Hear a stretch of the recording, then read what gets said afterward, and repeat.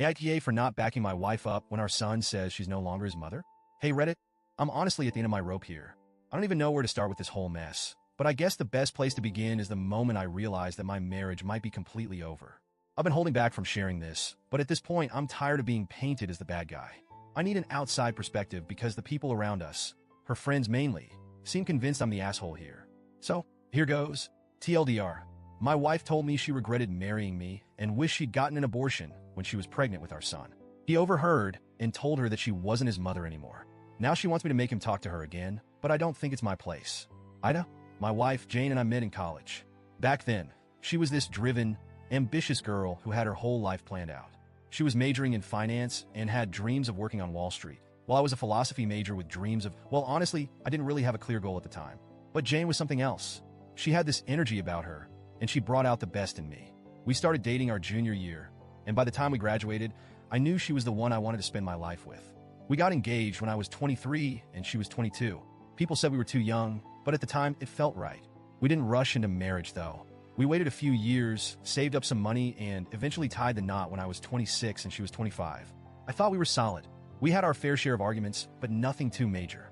Honestly, I thought we were happy. Then, a year after our wedding, Jane got pregnant. It wasn't planned, but it wasn't unwelcome either, at least for me. I was over the moon when she told me. I remember sitting there on the couch, watching TV when she just blurted it out. I'm pregnant. I was stunned for a second, then excited. I told her that whatever she wanted to do, I'd support her. If she wanted to wait, if she wasn't ready, that was fine with me. But she decided to keep the baby, and I was all in. But that's when things started to change. Pregnancy wasn't easy for Jane. I get that. It's not like I expected her to be glowing and happy every day. I did my best to help her out, make her comfortable, and reassure her that we were in this together. But she was distant, moody, and just not herself. I chalked it up to hormones and figured that once the baby came, things would settle down. Spoiler alert, they didn't. When Jack was born, it was like a switch flipped for me. I loved that kid from the moment I laid eyes on him. He was perfect. Jane, on the other hand, didn't seem to feel the same. She was tired, frustrated, and seemed disconnected from both me and Jack. She was diagnosed with postpartum depression, PPD, which I understood, at least as much as a guy can. I encouraged her to seek therapy, to talk to someone, but she refused. She insisted that she didn't need help, that she'd get over it on her own. But she never did. The first couple of years after Jack was born were brutal. I was doing everything, working full-time, taking care of Jack, paying all the bills, and trying to keep our marriage afloat. Jane didn't want to go back to work, even though I told her it was an option.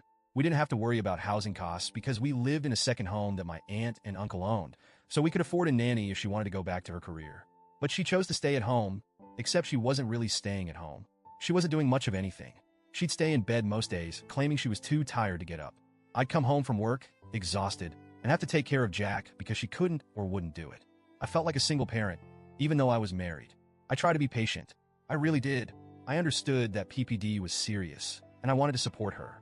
But after 2 years of this, 2 years of her refusing to get help and leaving me to do everything, I started to resent her. We fought constantly. I told her that I couldn't keep doing this, that something had to change. She needed to get help or go back to work or something, anything to contribute. But she wouldn't listen. Finally, I gave her an ultimatum. Either she got help or I was done. She ended up going back to work, but not in the career she had trained for in college. Instead of pursuing finance like she'd always dreamed of, she took a job at a local cigarette shop. At that point, I was so emotionally checked out that I didn't even care. At least it was something. By the time Jack was 5, our marriage was basically dead. We weren't intimate anymore.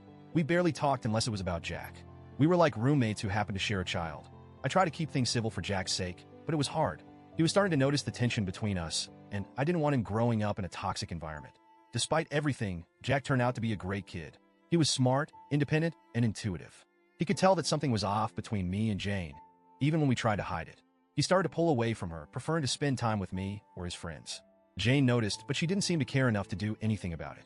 As the years went on, things just got worse. Jack and Jane never really bonded the way a mother and son should. I think it was partly because of how she acted when he was a baby, but also because she just wasn't present. Jack relied on me for everything, and Jane became more of a stranger to him. Fast forward to last year. Jack was 16, and we were gearing up for his senior year of high school. He was excited about college, and I was proud of the young man he had become. Jane and I were still living in this limbo of a marriage, just waiting for the day when Jack would leave for college, so we could finally pull the plug on this whole thing. A few months ago, Jane and I got into one of our many arguments. It started out like all the others, me telling her that I was done, that as soon as Jack went to college, I was filing for divorce. She called me worthless, said I'd never been a good husband, and then dropped the bomb. She regretted ever marrying me, regretted getting pregnant, and wished she had gotten an abortion when she had the chance. I don't know if she thought Jack wouldn't hear her, but he did. He was standing in the hallway, and the moment those words came out of her mouth, he stepped into the room and said, "Fine, have it your way. You're not my mother anymore. Go fuck yourself." Then he stormed out. Jane was shocked. I mean, I was too, but at the same time, I couldn't really blame him. What kind of parent says that about their kid? If my mom ever said something like that about me, I'd probably react the same way. Jack hasn't spoken to Jane since. It's been almost 2 months now, and he avoids her like the plague. He's a smart kid. He's got a part-time job, his own car, and he buys whatever he needs. If he needs help with anything, he comes to me. But as far as he's concerned, Jane doesn't exist. Now, Jane is pissed at me because I won't make Jack talk to her. She keeps telling me that I need to step in and repair their relationship. But honestly, I don't think that's my job. Jack is almost 18. He's old enough to make his own decisions, and if he doesn't want to have a relationship with his mother, that's his choice. I'm not going to force him to forgive her, especially after what she said. I told Jane that we're done, that I'm leaving once Jack goes to college. She knows it's over, but now she's acting like it's my fault that Jack won't talk to her. I told her that maybe she shouldn't have said what she said if she wasn't ready to deal with the consequences. Of course, her friends are all on her side. They've been harassing me, saying I'm a terrible husband and that I should have backed her up when Jack said she wasn't his mother anymore. But why should I?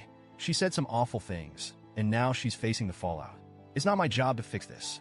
I don't know, Reddit. Am I the asshole for not stepping in and making Jack talk to her? Update. First off, thanks to everyone who took the time to read my post and share their thoughts. I didn't expect to get so many responses, and I appreciate the support and even the tough love that many of you gave me. A lot of you asked for more context about Jane's side of things, and I've been thinking about it a lot over the past few days. To be honest, I don't know if Jane ever really wanted to be a mom. I think she got swept up in the idea of it when she first got pregnant, but once Jack was born, reality hit her hard. The postpartum depression played a huge role in all of this, and I wish she had gotten the help she needed back then.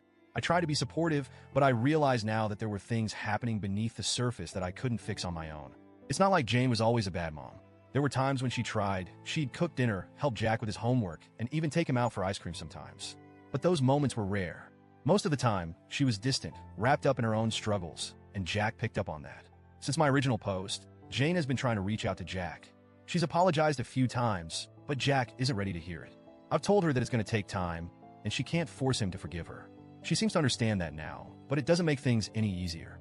As for me, I'm still planning on leaving once Jack goes to college. This marriage has been dead for a long time, and I don't see any point in dragging it out. Jack is my priority right now, and I want to make sure he's okay before I make any big moves.